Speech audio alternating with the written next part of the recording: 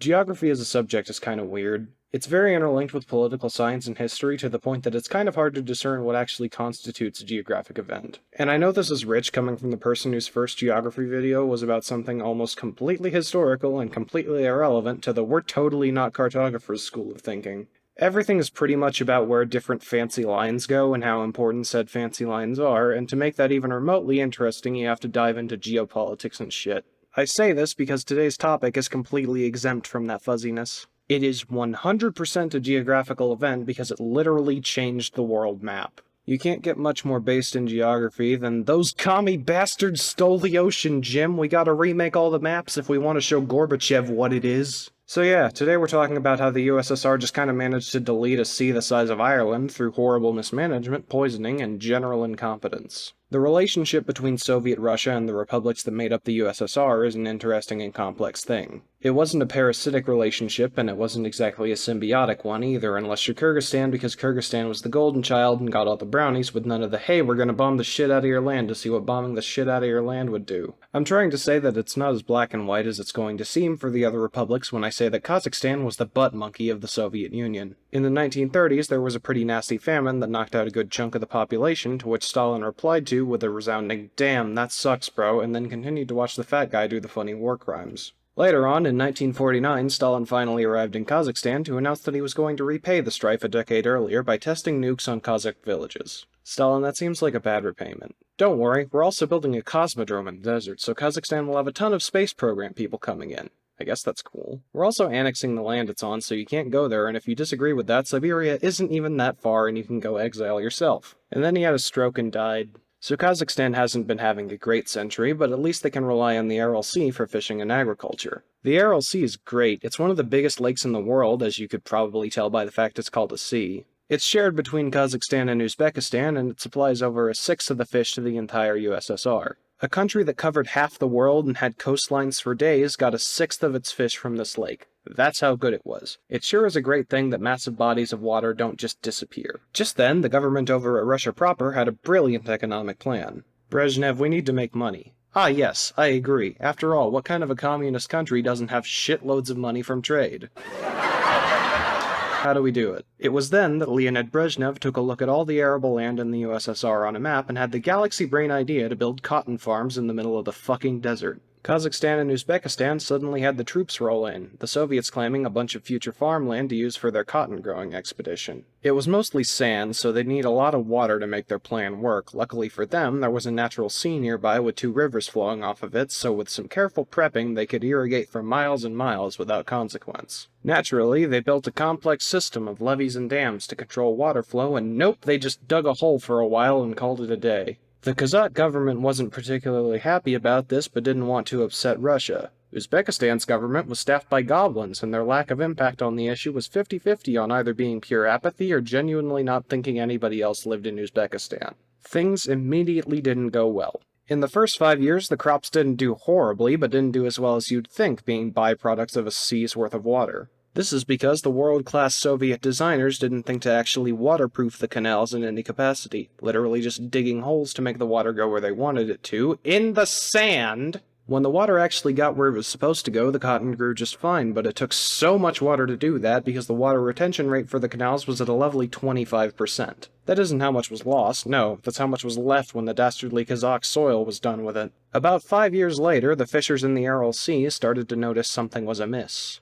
They weren't catching as many fish, and those rocks at the bottom of the shore seemed to be getting taller. The Kazakhs and Uzbeks went to the Soviet scientists and asked them what was going on with the sea they'd been using for thousands of years. The response was, "Hello, Kazakhstan. We're very concerned about your inquiry. Before we get started, we'd like to ask you a few questions. Have you tried turning your system on and off again?"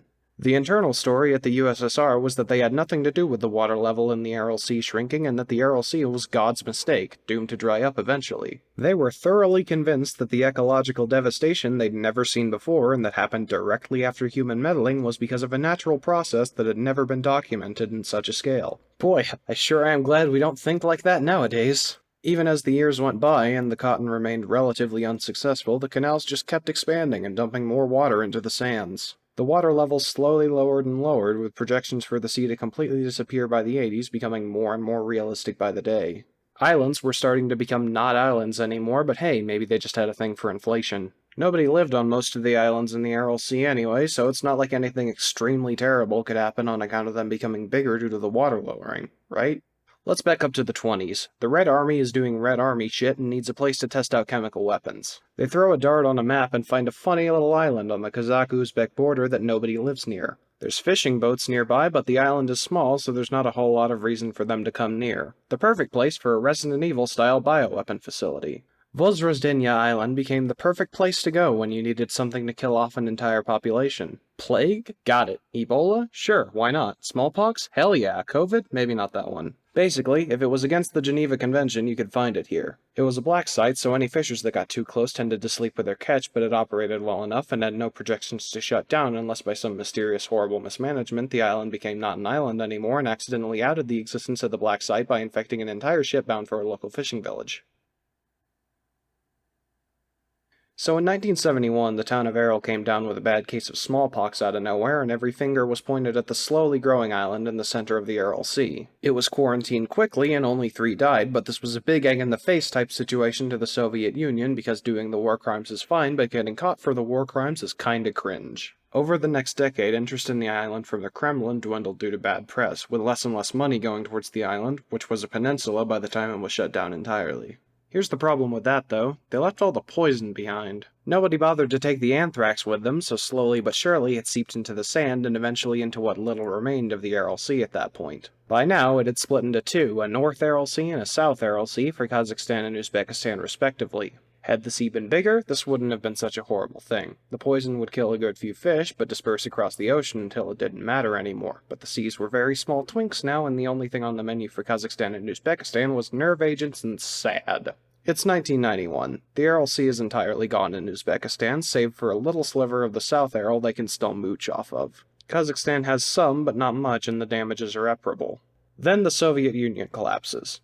Uzbekistan was the first of the 2 to claim independence, taking the opportunity to break free of the mismanagement that had ruined their country for years, and immediately expanding the canals again and ruining what little water they had left. This is because Islam Kamarov, the leader of Uzbekistan at the time, was a dick and mainly just declared independence so he could keep all the peasant beating to himself. He was also named Islam but didn't believe in Islam, which is just generally a bad vibe. Kazakhstan didn't do as badly because their dictator of choice didn't think that destroying the environment for money was a good idea. Well, as much. While Uzbekistan's been fucking around and finding out, Kazakhstan has started rebuilding the sea with a series of dams and a grant from the UN to do so. It's been very successful so far, and while the South Aral Sea probably isn't going to be big boy anytime soon, the North is both big and boy now, and that's very good.